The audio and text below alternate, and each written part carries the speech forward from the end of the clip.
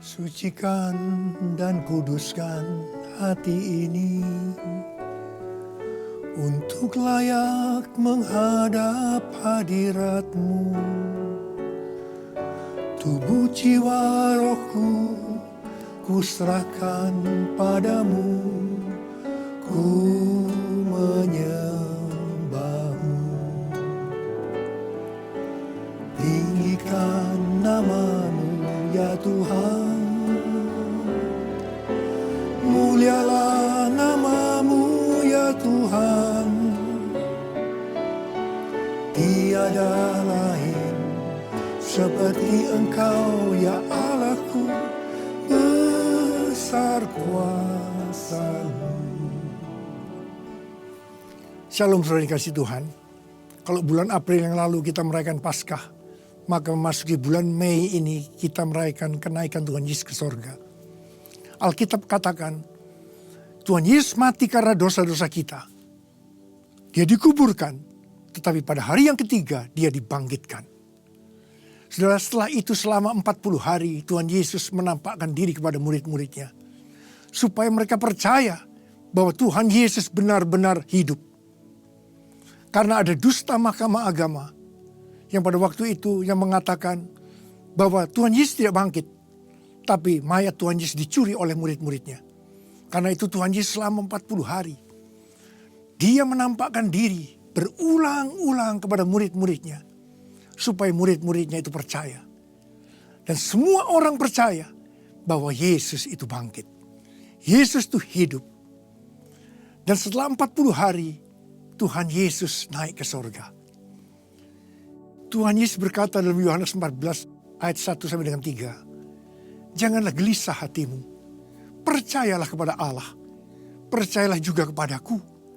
Di rumah Bapa-Ku banyak tempat tinggal. Jika tidak demikian tentu aku mengatakannya kepadamu. Sebab aku pergi ke situ untuk menyediakan tempat bagimu.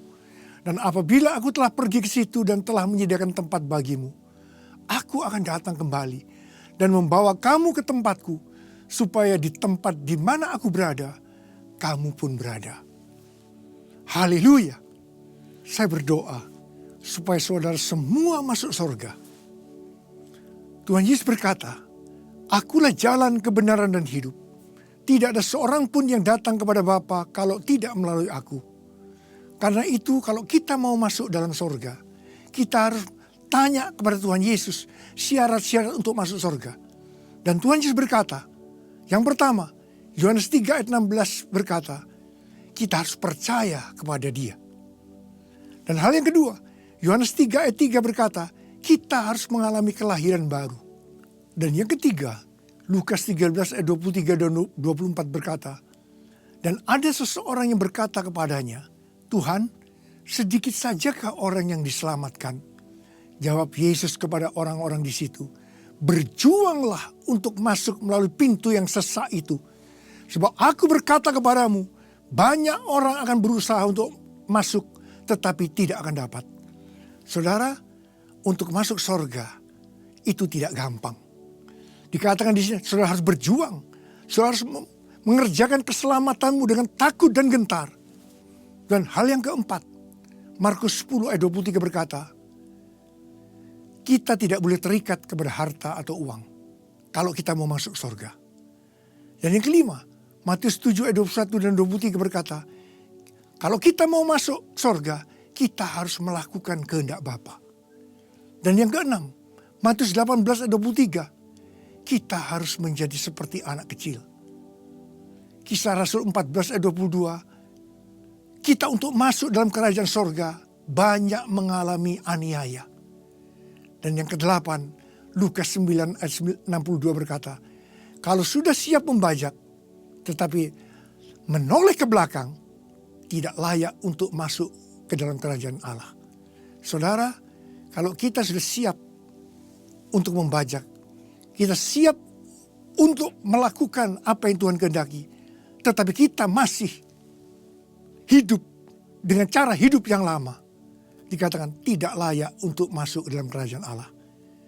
Saya berdoa, setiap saudara yang mendengar firman Tuhan ini, semua masuk surga.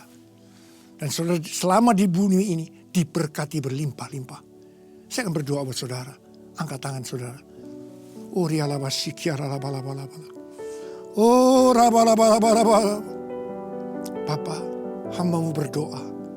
Waktunya sudah singkat. Waktunya sudah dekat Tuhan, Kau akan datang untuk kali yang kedua.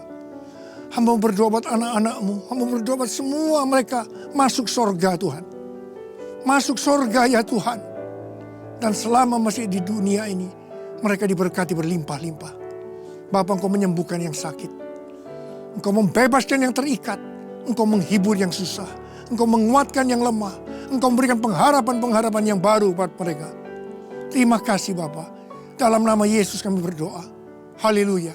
Amin.